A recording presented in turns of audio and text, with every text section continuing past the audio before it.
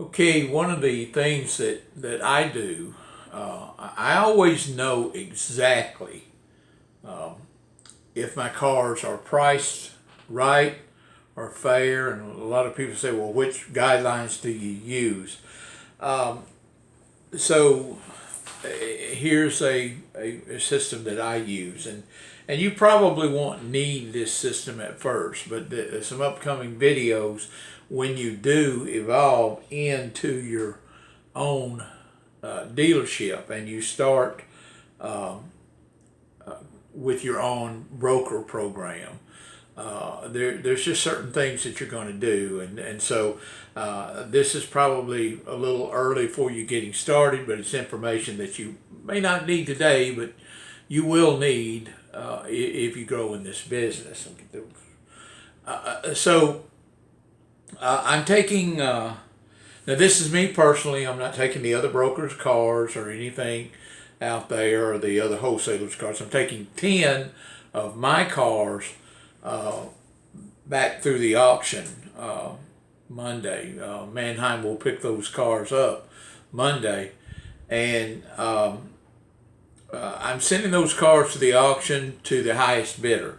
Now let me explain to you first that these cars, when they leave to the auction, they will go, we have a deal because at Manheim and because of our volume sales, which is, again, part of our broker program. We have a lot of cars that are going through the auction. So we have a contract with Manheim and most auctions around here where we don't pay no sale fees. Now there's some dealers out there, depending on the size of them, that do pay sale fees. The average sale fee at Manheim, for instance, is $25, but we're exempt from that because of our volume that we go through. So I'm taking these 10 cars to Manheim and I'm putting floors on them. Now my floor is basically most of the time within 10% of what I paid for the car or what I have invested in the car. For an example, if I have a $2,500 car, I've got $2,500 in the car, I put a floor on that car of $2,250.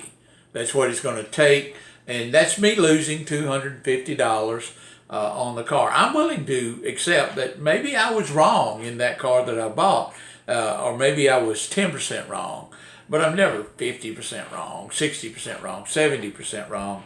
I will acknowledge that I give myself a 10% margin of error. So these cars will go back. They will go through the lanes, and I'll have my floor on there, like I said, which is 10% normally of what I've got in a car. So that car will go through the lanes. Now, for two reasons. Either I sell that car or I don't sell that car. I've put a floor on it. This is my absolute reserve. I'm not taking any less from this than this. I'll take it back to my lot. I'll rerun it next week at the auction. Now, if it brings over the next 3 weeks, I mean, I can run them unlimited number of times, and they never make the floor. Then I might reevaluate what I had in the car. But just because I don't draw my conclusion because one auction day was off for me. That doesn't give me a real good reason to devalue my car. So I take an average of what it does over the next couple or 3 weeks at the auction. So let's say out of these 10 cars, and they come within my floor that I have on these cars, that will give me about $30,000 back in to put back in my car business. All my cars are paid for. Now these are things you cannot do with a floor plan. So I get some of you that give me a question, what do you think about a floor plan? Hell no, I don't deal in floor plans. And I'm going to tell you, when you're out here, a lot of people tell you to operate off of other people's money. There's nothing no more rewarding than operating off of your own money. My cars out here, the 10 cars that I run back through, to tell you the truth, I've got nothing in them. They were purchased, they were owned purely by the profits that I made off the previous 100. So, it doesn't matter if I can sell them for anything that I choose to let them go for. It's not that I'm forced to let them go, forced to sell them. Frankly, without saying this, I don't need the cash. I'm just going to turn around and reinvest the cash because I don't have it. My overhead, my lifestyle, it just puts me in a position where I'm never desperate to have to sell anything. And so they'll go back through if they get within, and I've done my homework on them, if they get within 10% of what I actually paid for them from the profits of other cars. That's very important. They're only purchased from the profits of other cars. And so it's the profits that bought them. So every one of them are a profit to me. Every one of them. I borrowed no money to get them. I only invested the profits that I made, and that's exactly where I stand. So for me personally, that's why I love this business, and I keep it to that. But like I said, I'll either have come by the end of the day, Monday, I will have a minimum of $30,000 extra operating capital to reinvest back in more cars, or I'll still have some of my cars left. It really doesn't matter to me. But that's the way I'm evaluating. So anyway, I want to get to really the point. Let's say that they don't sell, okay? They do not sell. Then I've got to go back now at auction. Now they will sell. They will get a bid. It's up to me whether or not I take that bid or not. But let's say after a couple of times at the auction, I'm going to have to, I may bring them back and reevaluate what I've got in the cars.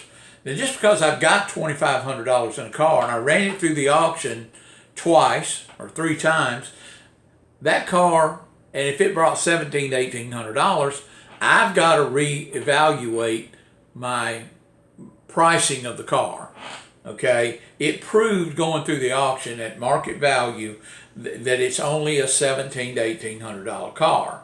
So I still might bring it back, even though I've got 25 in it. I might bring it back and lower my asking price. And then when somebody comes back to me, I'm not shooting from the hip and saying, well, this is how much I've got into it. I know what it's worth. I've had it evaluated through 2 auctions by hundreds of dealers. So I know what it's worth. I know what I can carry it over there and cash it in for because I've actually done it. I have really, the stupidest comment that I have ever had made to me is somebody says, well, you're never going to get your price for the car. Never? Shit, how do you know? They will literally stand up and say that nobody will give you what you're asking for that car. That's the stupidest friggin' comment that I have ever had made to me from a retail customer. They don't know. They know them. They know them. But I've had people, literally, I've had cars, okay? And I really want to point this out. This is part of the thing that's coming down to, that I had one car that nobody liked. Nobody wanted this car for some reason. Even my other wholesalers, and this car was walked around on the lot. And then, so, I ran it through the sale, I lowered the price, I did this, I did that on the car, and I just accepted that I was about to lose my ass on this car. And lo and behold, a lady walked in one day and loved the car. And she says, I had like $2,500. I had run it through the auction. It brought $1,700 to $1,800. The wholesalers around here wouldn't even price the car because they just did not like the car. And this lady walked in and she says, all I've got is $4,000. Can I get this car for $4,000? It was all I could do to keep from jumping up from for joy. I mean, I'd had this thing for months. I've tried to sell it at auctions. I've done this and done that. I got $2,800 in it, I think is what it was. And lo and behold, she walks in and just thrilled to get it for $4,000. Okay, so I go from being discouraged on the car to all at once I'm in a profitable situation on the car. So don't ever let anybody discourage you about you've got more money in a car than you can get out of it. That's ridiculous. Now, evaluating your cars, using your common sense, and having the privilege. Now, this is something again that you'll hear me talk about. These people talk about these great deals on Craigslist. Okay, when you're dealing with Craigslist, you're dealing with people that are continuously shooting from the hip. They don't know what a car's worth. They only know how much money that they have. And that's what they're wanting to try to buy the car for. I don't care if it's a $10,000 car. I mean, I used to get so frustrated when somebody from Craigslist or Facebook, and I'd price a car out there for $10,000, and don't think it's not going to happen to you, that they'll send you a text message or a private message. Would you take $1,300 for your car?